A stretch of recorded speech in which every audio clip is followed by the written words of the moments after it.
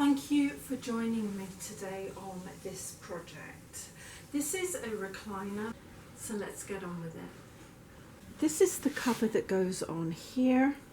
I'm going to recover it with this mustard colour and a piece of this fabric. I've put a centre mark here and here. I'm going to just sew it across, giving me about 1/2 inch seam allowance, and then I'm going to come back and see what I need to do here. So I started and finished with forward and reverse to hold everything. I probably don't need to worry about it because it's really not going to go anywhere, I don't think, because that's quite thick. This seems to be quite stable. I don't really want to replace this because it's good enough to go back on. The more I look at it, the more I feel that that is not going to fit. So I'm going to just pull this out. They've got another one underneath. That's interesting. I think I'm going to take all of the top off because I don't need all of this on here. It's going to take me a little minute to get it off. This is the original, but I'm just going to keep it. It's got everything I need on there. I'm going to make sure that this comes out even on each side. So if it's 1 inch folded under, I'm going to make sure it's 1 inch folded under on the other side to make sure it's nice and even. That's going to take me a little minute to get pinned into place. I'm also going to make sure that this is not too thick under here because I do need to put another piece of fabric on to hold this in place against the frame. I will sew across here in a minute to make sure that doesn't slip, so it's all held into place along there. So I've got my walking foot on, and I have lined up the way the V's come down in between the diamonds there to what's going on here. Now what I did was I took the whole piece, and so 1/2 is flipped the other way. I don't think it's going to make much of a difference because unless you can see everything, you're not going to work out that that's part of there and that's part of there. I don't think that's going to be a problem. I have pinned the corner in quite tightly, and I'm going to pop this underneath here about 1/2 inch in from the end of there. Let me straighten this out a little bit better. Now I can feel the outside of the edge there. Maybe I'll move that slightly further in. So I've got the outside of the edge there, which I'm going to run along the outside of the foot there. I'm going to go forward and back. Make sure you press the foots down. These walking feet is a little bit difficult because you think it's down and it's not. Go back a couple of stitches, remove the pin, keeping everything even. I'm going to move towards the next pin. Keep it as even as possible. When I get to the next pin, I'm going to pull that one out and aim towards the center here. I'm going to pull both of these out, so hopefully it doesn't crease up too much. I don't really want the fabrics walking against each other.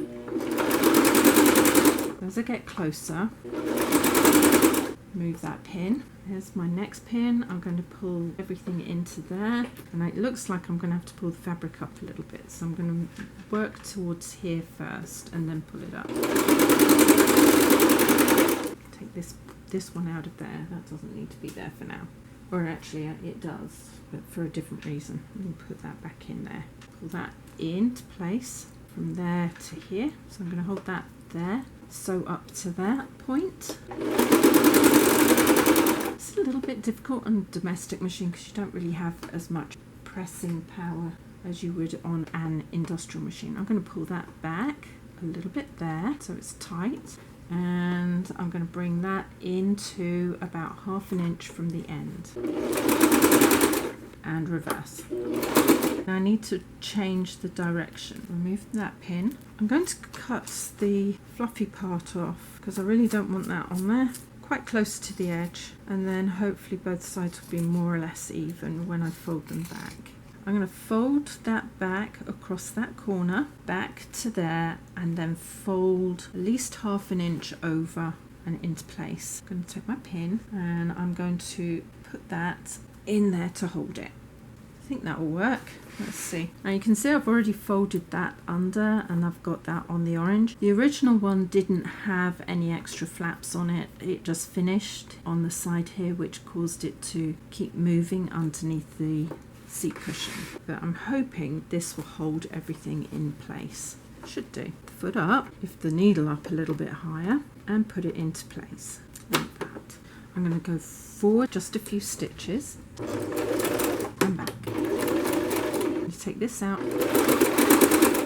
It's caught it underneath and it comes into the corner here. Push that hard up underneath there and the top fabric out just a little bit so it's nice and even, and I'm just going to sew down towards the corner. Pull the fabric out as I go.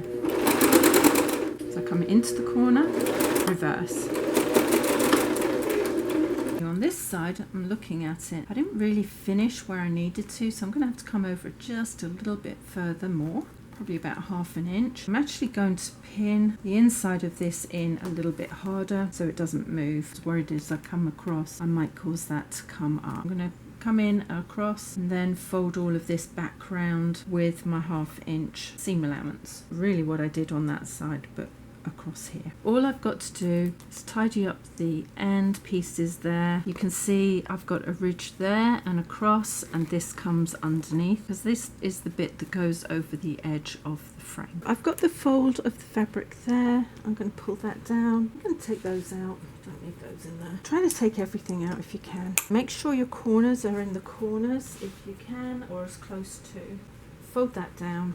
Nice and even behind there, making sure everything's stable there, and staple it in. Across the side I'm going to fold that under so it follows the frame, and that underneath there so everything's hidden and secure it. Fold that under there and that on top like that, and secure it all the way across. Means that none of those raw edges will fray. Everything will be secure and hidden underneath, and then I'm going to work that side in as well.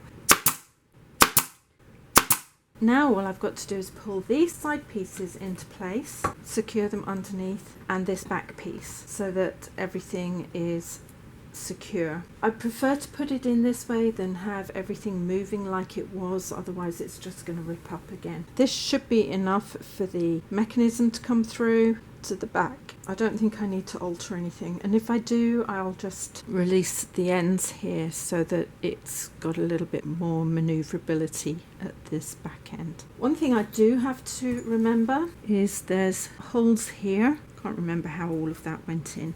I'll take that back just a little bit so I can secure it with nice folded ends, and then none of this will fray. I think that will hold everything that I need into place. I'll secure that part first actually. I think that's probably nice and even. There to there. Looks like it's almost smack on top of where it was before, so that's good. All the way along. I'm not having to pull it in tight, there's no reason to. I now have the seat frame covered. None of the loose ends are going to be dangling down. I think that'll be fine. I don't think that's going to make any difference at all because the cushion goes over the top. Just rests on there. Sometimes the cushion gets pulled onto here. In this case it was a separate unit. They're all different. Thank you for joining me on this project. If you'd like to see more from me, please subscribe, hit the bell button, and a few thumbs up would be brilliant. And in the meantime, take care. See you later. Ciao.